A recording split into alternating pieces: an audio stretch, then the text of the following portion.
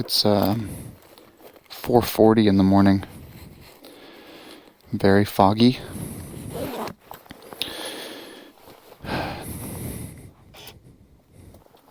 And we're going to test out the, well, we'll do our first night vlog. Testing out the Clearwater lights. So, let's get going.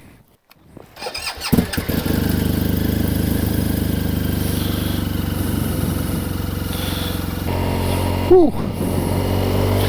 So it's 38 degrees. It didn't get below freezing last night though, so there's no black ice. It's 38 degrees. Yeah, we're fine. It's it rained a quarter of an inch last night. This is my normal, by the way, my normal beams. This is the Erica's off. So this is just my headlights with the fog lights. Fog lights off, fog lights on, and then Darla's are running. And then when the Erica's on, Erica's only at 10% at night. So that's a little bit of visibility, but nothing crazy. We are in rain mode, of course. And then high beams. You know, the thing about the high beams, though, I kind of wish there was a way, well, there is a way, it's through a lot of buttons. It would be nice if I was able to push a button. We should back up. We should definitely back up. I don't know if this is going to come out because of all the fog. So if it looks like just fog, I'll delete the video. But the integration with the system is nice until you just want to have low beams with, you know, I want to be able to adjust. I'd like to be able to do, like right now, 50% of my Darlas and Ericas with a low beam. Because high beam's just making it look like, you know, a cloud. Whereas the, you know, if I just had the other lights on, it would be a little bit more less painful because they wouldn't be facing straight up in the air. But I mean, it's definitely a lot of light. There's no one on the road right now, so not killing anyone's eyes. I mean, back off. It's not horrible actually. I think if it was, I kind of screwed up here. If it was nighttime and not foggy, it would be pretty awesome. But unfortunately it is foggy. And with the low visibility, this cuts the fog a little bit, but it's hard for me to tell if there's a car in the fog for me that I'm blinding right now. Hopefully I'm not going to be behind anyone. I think we're good. This fog should go away once we're out of my little cove. There we go. Yeah, so here we go. This is normal Erica's off right now. 10%, 0%, and then 10%. So it's really not even noticeable. You guys probably couldn't even pick out the Erica is on or off.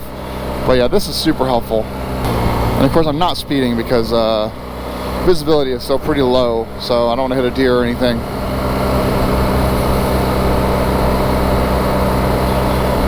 I mean, I guess one could argue it's actually better with the high beams off.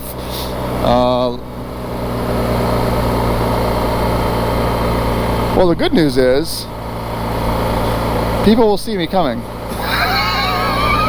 Anyway, hey guys, I haven't done a night vlog before. The thought was I've got a 5:30 a.m. meeting and it is 4:30. So the thought was, hey, this is a nice time for a night vlog, which is the first time doing that, but probably all you guys see is clouds. So it's less valuable than I had hoped it would be. I didn't know it would be this foggy. And my girlfriend asked me, you know, would I just take the meeting from home, which I could. And I said, well, I won't be able to do a nighttime video. And she's like, so I got this morning, of course I always wake her up when I get up, and she's like, I can't believe you're getting up this early just to do a video about your headlights. She understands me, actually. She can believe it. The guy behind me must think that I am effing crazy, and fog is gone.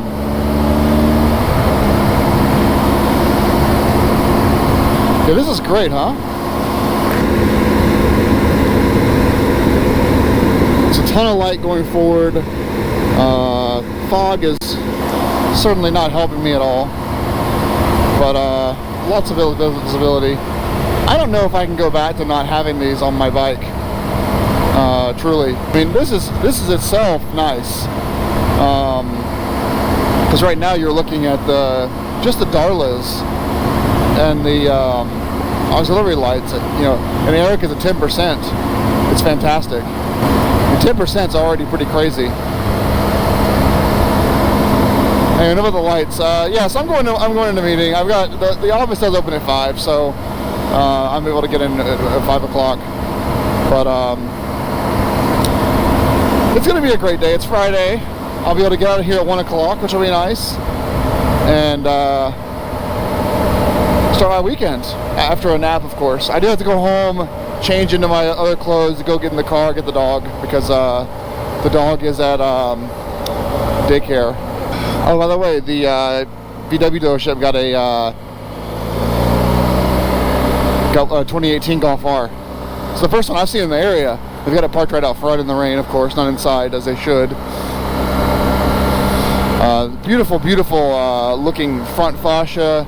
I would say that, you know, when you compare it to the Mark 7 versus the Mark 7.5, the Mark 7 Golf R has a little bit more of a sporty appearance than the Mark 7.5. 7.5 has a little bit more of a, I'm going to say feminine, but I don't mean that to be a negative thing. It looks more sleek and sexy and refined than the Mark 7. The Mark 7 looks a little bit brutish.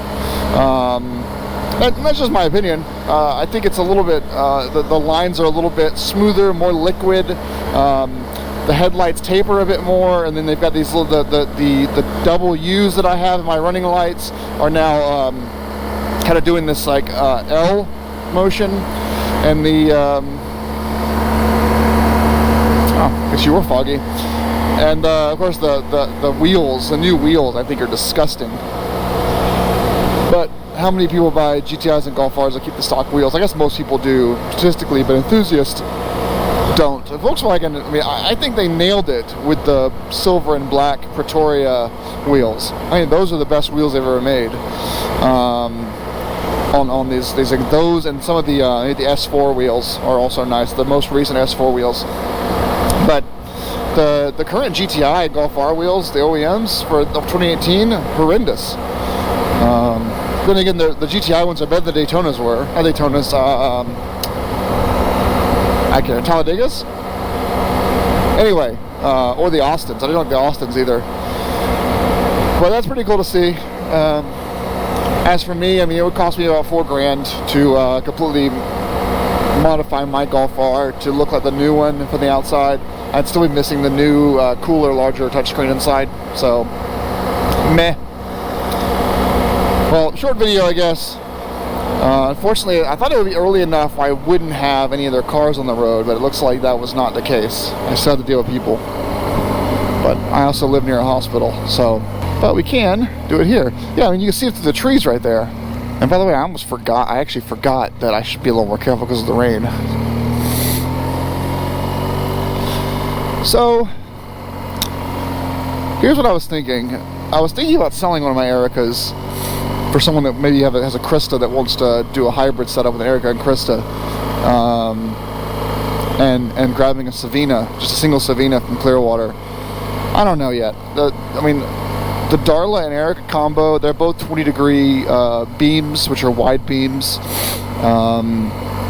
with like 30 or 40% of it facing forward. The Savinas have more lumens than the Ericas, but it's a 10-degree beam. It's more focused. So it's a different kind of light. You know, if I want more, if I want to be able to see more on the sides, the Erica really is the king of that. Hard to really tell what is the best course of action here with these. Well, everyone knows I work at TomTom, so I will leave you with our rolling up shot. So yeah, look at them. You can see under the trees pretty damn well. It's just my my direct report is here. She comes in every day at 5 a.m. because she has kids that get out of school early, so she's like, she just get in here and get it done. So I'm going to park facing the window Alright. Well, that's that. Thanks for watching, guys. I don't know if I'll post this or not. There's fog. It wasn't really that entertaining. I'm going to turn around, actually. I'm going to face the opposite direction. A little bit of oil burn today. Oil smell.